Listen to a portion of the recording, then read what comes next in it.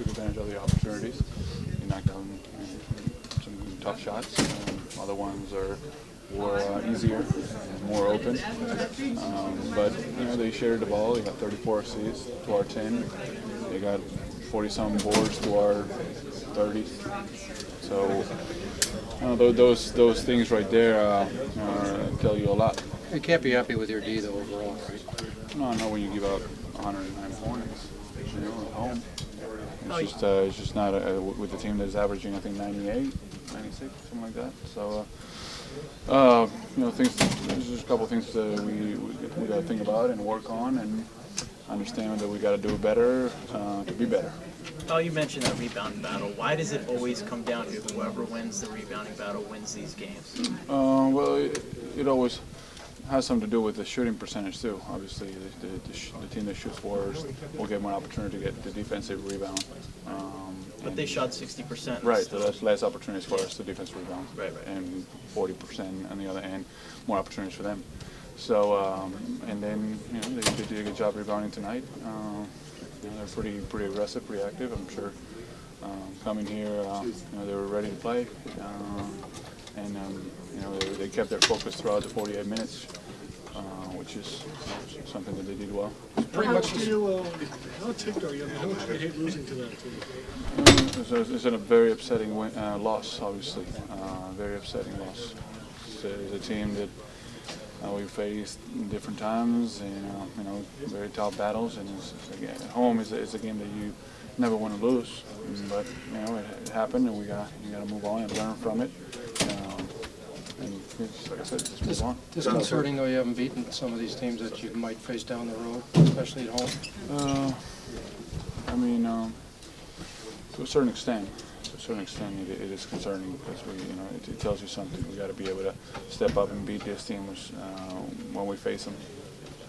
Because at some point we're gonna have to end up beating them if we want to get to our goal. And we got to understand that the regular season is not crucial, but it's important. And the better record we finish with, I think we also have better chances down the road. So we can't slip too much and get it, just give away. Obviously, this wasn't a given away game, but the games that we have, they might have to think about those. You just said that the regular season wasn't crucial. Is the key maybe to treat it as if it is? Well, maybe.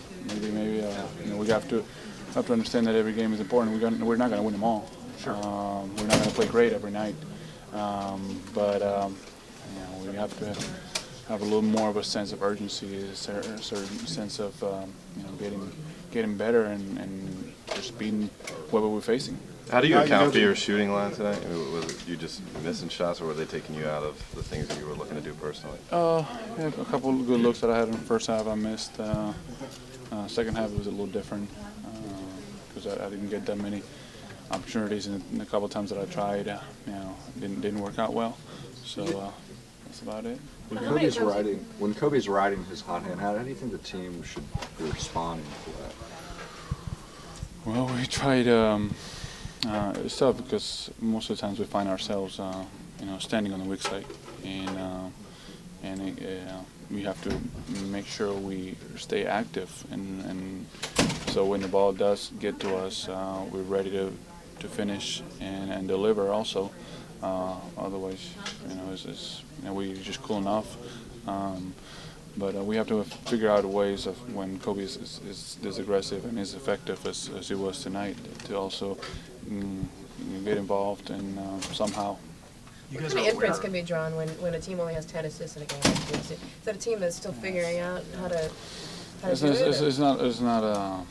It's not a good thing when you finish with 10 assists. I don't know if it's season low. It's got to be season low. But when the assists are 20 plus, 25 plus, that's always a great sign because it tells you that you're sharing the ball, you're finding the open man, and the open man is hitting the shots. So it didn't happen tonight. Everybody seems excited to play you guys, but do you guys get excited for other guys? I'm excited. I was excited to play today. I'm excited to play pretty much on a nightly basis. So, but obviously, going against champions, back-to-back champions, teams are ready to step up and give us their best shot. We got to make sure we give them our best shot, which we haven't been doing very well. What do you think is the difference between your team now and the team that played the Celtics in the finals? A couple players. That's about it. But I mean, it's just pound for pound the reserves and everything. There were some changes. Yeah, So I mean, is this team still the same to you, or is it? I mean, to me, it's going to be measured down the road. If this team is better or worse, I mean, you can't really beat back-to-back champions other than getting 2 more in a row. But I like our team. I like our chances. Obviously, Matt is out, and that hurts us a little bit because it shortens our rotation. But pretty much we have everybody that we need back. For you guys to beat a team like Boston, does there need to be more production out of you? And I know that can't just come from you making more shots, but you get more shots, and there be more of a balanced attack. We're usually more effective that way. I think we will be more successful that way when it does happen that way. So for us, but we have to make sure that we all involved, that we are aggressive, that we understand what we're doing out there, and if we work our offense, shots will come. But it's an awkward game tonight. Were you aggressive enough? Tried to be aggressive when I had the opportunity to. Did you You guys guys work are your tough. offense? Did you actually run your offense very often? It wasn't it wasn't ran very well tonight.